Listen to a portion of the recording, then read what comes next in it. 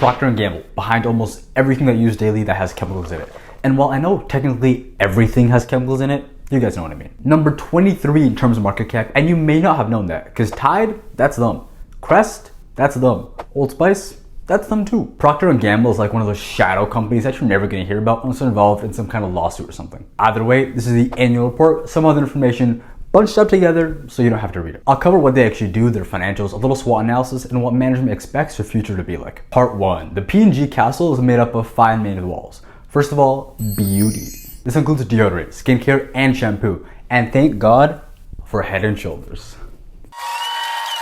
Cause dandruff, why do you exist? I remember the trauma. As a child, just scratching my head and seeing 4 distinct piles on the ground with a height of 3 centimeters, just full of white powder. Dandruff, if you're watching this, screw you. This category made $15.2 billion in revenues, and it's a 1% bump up compared to last year. The next category includes grooming, and no, not that kind of grooming.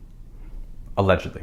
I'm talking shaving. Gillette and Venus is some of their brands, and they have 60% market share in this area. $6.7 billion of the revenues and a 4% bump up compared to last year.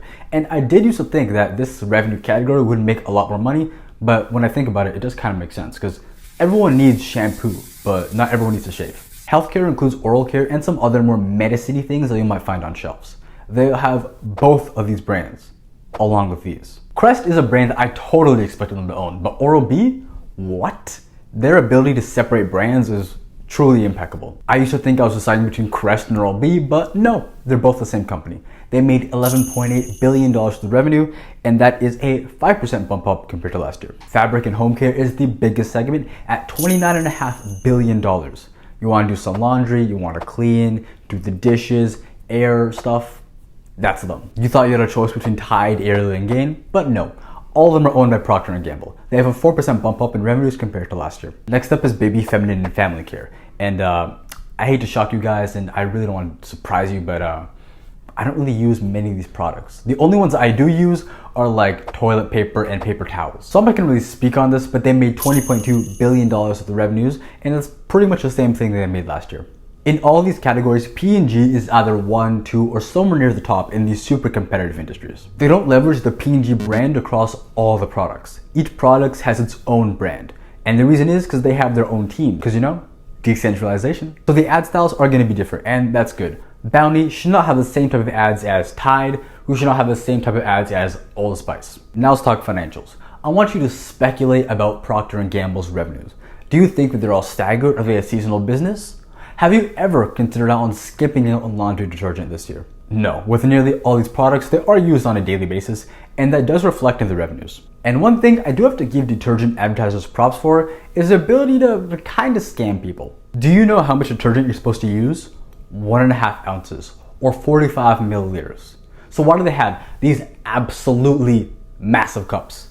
It makes no sense. Almost as if they're trying to make you use it all up so you have to go out and buy more. Because this is how much you're supposed to use. They don't really have a bad year, and as time goes on, sales slowly start to just ramp up due to a mix of price increases and just the number of products being sold going up. Geographically speaking, 52% of the revenues come from US, Canada, or Puerto Rico. So they're very well connected to a strong market. Then it goes Europe, Greater China, the Asia Pacific, Latin America, and then India, Middle East, and Africa. P&G recently liquidated some of their operations in what they call enterprise markets, which is basically corporate speak for lower income countries. Argentina and Nigeria were affected, and the reasons were macroeconomic conditions, whatever that means. Gillette was negatively affected by an impairment, which is basically when the asset isn't worth what it used to be anymore, so they mark it down. For example, let's say you buy a $100 table, and then there's a giant crack in the middle of that table somehow. Well, it's not worth $100 anymore, right? Obviously, it's not going to be 100% accurate, but it's an estimate of how much the value decreased by. They marked it down by $1.3 billion to a measly $12.8 billion. They're doing fine. Net income is a little less stable, and although at the same time, it's not surprising at all. It should be a lot more varied than revenue. And one thing that you should be aware of is that they sold Duracell to Berkshire Hathaway in 2016. Yes, they used to own Duracell. P&G is super dividend heavy. They love to pay out dividends. They're what's known as a dividend king, which is basically when you've been making increasing dividend payments for at least 50 years. In P&G's case, 68. There are only 7 other public US companies who have been paying out more consecutive dividends than P&G. Only 7.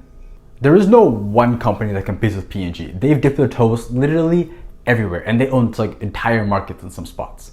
But there is a company called Unilever who's worth $120 billion who has done a similar thing. They've dipped their toes pretty much everywhere. You want a list of some companies they own? Dove, Hellmann's, Magnum, Vaseline. Like, what? And I might have to make a video on them too, because they own a lot of stuff. So just let me know down below in the comments if you actually want that. The next company is Colgate-Palmolive, and they're worth $80 billion. So, you know, they're a small fish in a small pond. And surprise, surprise, they own Colgate, Palmolive, and also they have Irish Spring. Proctor and Gamble's stock symbol is PG, and it's traded on the New York Stock Exchange. Over a 10-year period, the S&P index has outperformed all these categories, and the thing is, they are mostly being kind of lifted up by the top companies, you know, the tech ones. But if we look at P&G's compound annual growth rate, that's around 10%. So don't be fooled. While they are being outclassed by the S&P, they're no slouch. Looking at their PE ratio, it's pretty high up there at 29. So, you know, maybe it's partly boosted because their reputation, because, you know, they're dividend king or some other factors. Either way, the person leading P&G after their former CEO, David Taylor, left is a guy named John Moeller. He took the role in 2021 and he started out at PG in 1988. So a long time, and he's been promoted and promoted and promoted until now he's CEO. And while being CEO comes with a lot of benefits, it also comes with a lot of pocket watching. He was paid $18, $22, and $23 million over the last 3 years. All right, now let's do a little SWOT analysis, starting off with strengths. Their brand is truly incredible. In almost every category that you look at, you know some P&G product that's in there, except for feminine products. Well, me at least, you know, for obvious reasons. When you get that big, you start getting things down to a T. Perfected their craft, some might even say. Weaknesses wise, they don't really have many future prospects for growth, and I'm going to expand on that in the future section. Shelf space is no longer as relevant. In the past, where shelf space was kind of crucial to sell anything, now you have online shopping and whatnot, so it's less important. The bigger the company, the slower that they move into other industries. But at the same time, even their more minor mistakes affect way more people, so, you know, it is a balancing act. An opportunity for them is that if there is an up-and-coming brand, they can easily swoop it up and buy it because, hey, they got a lot of money. Threats-wise, they face a lot of competition. Whether it's the few big guys or just a bunch of little people, they're all trying to get just a little bigger of a slice of the pie, and so is P&G, so they can't say anything about it, but they do have to deal with that. All right, now let's talk future expectations.